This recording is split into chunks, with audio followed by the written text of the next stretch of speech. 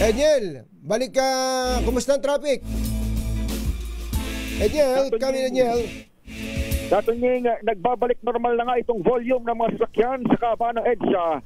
Ngayong makulimlim at maulang umaga na ito ng Lunes.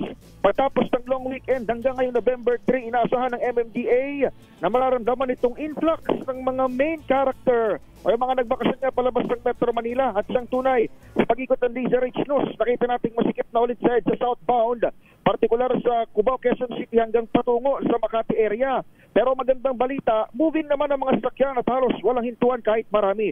May bahagya lamang pagbagal katunying sa traffic flow dito sa may Samtolan flyover tapat ng Campo Crame, pakyat sa Ortigas flyover tapat naman ng Galeria at pailalim sa may Shaw Tunnel tapat ng Mega Mall. Pero dahil lang ito sa volume at hindi dahil sa aksidente o anumang insidente. Bahagya ring buwabagal yung takbo ng mga sasakyan sa ilalim ng mga MRT station dahil sumisilong yung mga motorcycle rider para magkapote. Patunay pa nga ng pagbabalik ng dami ng mga motorista ay ang pagsakop ulit ng ilang motorcycle rider maging sa bike lane sa bahagi ng San Juan City na para bang hindi sila nakikita ng no contact apprehension.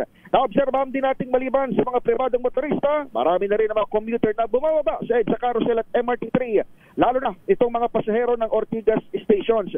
Bukod sa mga nasa busway at MRT, hanggang kaninang alas 5 na lamang na umaga, tinayag ng MMDA ang pagpasok ng provincial bus sa EDSA dahil sa undas exodus.